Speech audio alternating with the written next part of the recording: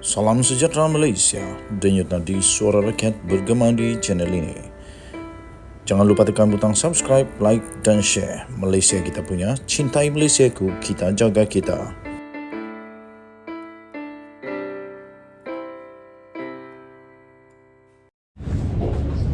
Salam sejahtera Malaysia, denyut nadi suara rakyat bergema di channel ini. Di sebalik desas-desus kononnya Anwar Ibrahim kejam lah, kerajaan ni kerajaan zalim lah, macam-macam lagi tuduhan-tuduhan, dakwaan-dakwaan kepada kerajaan ini, dakwaan-dakwaan kepada Datuk Seri Anwar Ibrahim sebagai Perdana Menteri. Datuk Seri Anwar Ibrahim menunjukkan, membuktikan bahawa beliau tidaklah kejam, tidak juga zalim kerajaan ini. Mana mungkin kerajaan perpaduan yang dicadangkan sendiri, yang dimahukan sendiri oleh Raja-Raja Melayu yang di Pertuan Agong boleh jadi zalim? Tak mungkin. Buktinya, kerajaan perpaduan telah pun setuju untuk memberikan peruntukan kepada ahli Parlimen Pembangkang. Tetapi tiba-tiba pula apa yang terjadi? Pas pula mahu pemberian sama rata. Baguslah. Saya tidak masalah kalau Datuk Seri Anwar Ibrahim bagi sama rata. Tetapi biasanya memang kerajaan ada kelebihan. Kenapa? Kerajaan sebelum ini tidak ada kelebihankah? Kerajaan waktu Tun Mahathir jadi Perdana Menteri tak ada kelebihankah kepada MP kerajaan? Kenapa? Waktu Ahmad Badawi, waktu Najib Razak, waktu Mahyadin Mak Yassin, waktu Ismail Sabri, tak ada kelebihan kepada MP kerajaan. Kalau dari dulu memang sama rata, okeylah. Tapi kalau dari dulu memang ada kelebihan kepada MP kerajaan, kenapa pada waktu Anwar Ibrahim baru nak bising, nak sama rata? Saya fikir dulu PAS pun pernah jadi kerajaan juga bersama dengan Perikatan Nasional Mahyadin Mak Yassin. Mereka pun perlu sedar apa yang berlaku pada waktu itu. Kerajaan perpaduan secara dasarnya bersetuju untuk menyediakan peruntukan kepada ahli Parlimen Pembangkang, namun ia hanya untuk perbelanjaan pentadbiran, kata Timbalan Perdana Menteri Datuk Seri Ahmad Zahid Hamidi. Beliau berkata perkara itu sedang dimuktamadkan dengan perbincangan sedang dijalankan oleh Timbalan Perdana Menteri Datuk Seri Fadilah Yusof dengan pihak berkaitan, dan pengumuman mengenainya akan dibuat oleh Perdana Menteri Datuk Seri Anwar Ibrahim. Kata kenyataan itu di peringkat awal ini kita telah pun bersetuju untuk perbelanjaan pentadbiran. Katanya kepada pemberita semasa satu program tinjauan mesra di Desa Kedah Sadek di sini pada hari ini.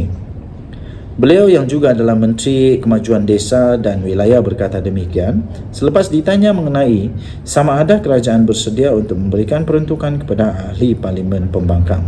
Sebelum ini Fadilah dilaporkan media sebagai berkata bahawa tiada syarat ditetapkan ketika rundingan awal bersama Wakil Perikatan Nasional PN bagi membincangkan peruntukan kewangan kepada ahli Parlimen Pembangkang.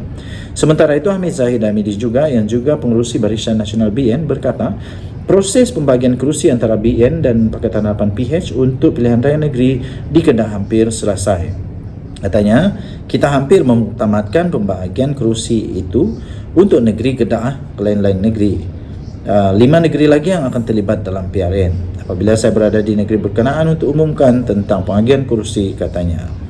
Sementara itu, seorang pemimpin PAS menegaskan peruntukan yang dipersetujui diberikan kepada ahli Parlimen Pembangkang mestilah sama seperti yang diterima oleh ahli Parlimen Kerajaan. Lucu jugalah perkara ini.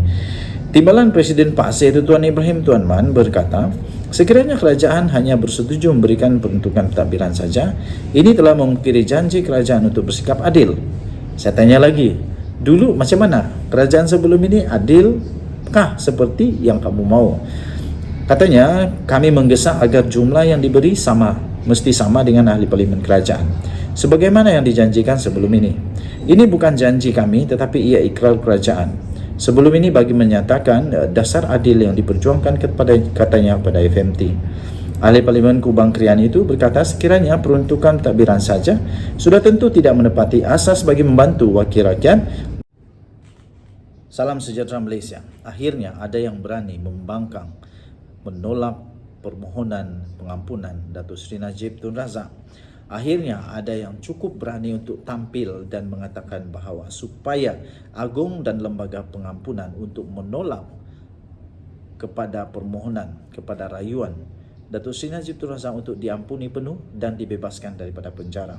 Ini dilakukan sendiri oleh Khalid Samad, iaitu Ketua Komunikasi, Pengarah Komunikasi Amanah. Amanah merayu kepada Agong untuk menolak pengampunan Najib Razak. Parti komponen Pakatan Harapan PH, iaitu Amanah, telah merayu kepada Yang di-Pertuan Agong dan Lembaga Pengampunan supaya menolak permohonan pengampunan bekas Perdana Menteri Najib Razak yang sedang menjalani hukuman penjara 12 tahun. Pengarah Komunikasi Amanah Khalid Samad dalam satu kenyataan berkata, hanya dengan cara itu rakyat akan yakin kepada kerajaan dan institusi Raja-Raja Melayu untuk menyelamatkan negara dari salah guna kuasa sejak sekian lama. Katanya dalam kenyataan itu, Amanah berpendapat pengampunan kepada Datuk Seri Najib Tun Razak akan menghantar satu mesej yang sangat tidak baik kepada rakyat, sistem keadilan negara dan juga kepada seluruh dunia berhubung sikap dan pendirian kita terhadap rasuah dan salah guna kuasa. Katanya ada lagi dalam kenyataan itu, ia juga akan merosakkan imej dasar membangun Malaysia Madani yang dibawa oleh Perdana Menteri Datuk Seri Anwar Ibrahim. Kita mesti ingat, sentiasa ingat bahawa Datuk Seri Anwar Ibrahim punya janji, ikrarnya untuk melawan sehabis mungkin rasuah dan salah guna kuasa. Dan Baginda Yang di-Pertuan Agong juga telah bertitah kepada Anwar, kepada kerajaan ini, supaya benar-benar tegas untuk membenteras rasuah ini bermula daripada yang berprofil tinggi. Lembaga pengampunan akan bersidang dan membuat keputusan sama ada memberikan pengampunan kepada Najib atau tidak pada hari ini. Malangnya kita sudah tahu beritanya, lembaga pengampunan tidak pun membincangkan tentang pengampunan Datuk Seri Najib Tun Razak. Khalid berkata, meskipun sifat kesetiaan dan mengenang jasa terhadap pemimpin secara amnya adalah satu sifat yang positif, namun dalam konteks ini katanya adalah lebih baik UMNO dan PH menunjukkan komitmen terhadap usaha untuk memerangi rasuah yang menjadi paksi masyarakat Madani. Tindakan UMNO katanya kelihatan sedikit terpesong daripada wawasan masyarakat Madani yang diperjuangkan bersama. Tambahnya lagi pun kata Khalid Samad, lagipun Najib berdepan dengan banyak lagi kes di mahkamah yang sedang dibicarakan. Apakah selepas diampunkan beliau akan masuk ke penjara lagi jika didapati bersalah selepas ini, atau dianggap beliau berada di satu makam dan kedudukan istimewa yang kebal undang-undang? Mengulas mengenai pendirian Amanah yang hanya berdiam diri dalam isu ini, Khalid menegaskan parti itu mengakui dan mengiktiraf pengampunan adalah hak mutlak Yang di-Pertuan Agong. Tetapi Khalid Samad berkata, namun demikian, tiada salahnya untuk Amanah memberi pandangannya terhadap isu ini. Tambahnya lagi adalah diharapkan pandangan ini apabila disuarakan akan membantu Seri Paduka Baginda Yang di-Pertuan Agong untuk Baginda membuat keputusan yang baik dan tepat bagi dirinya, institusi Raja-Raja Melayu dan negara ini secara keseluruhannya.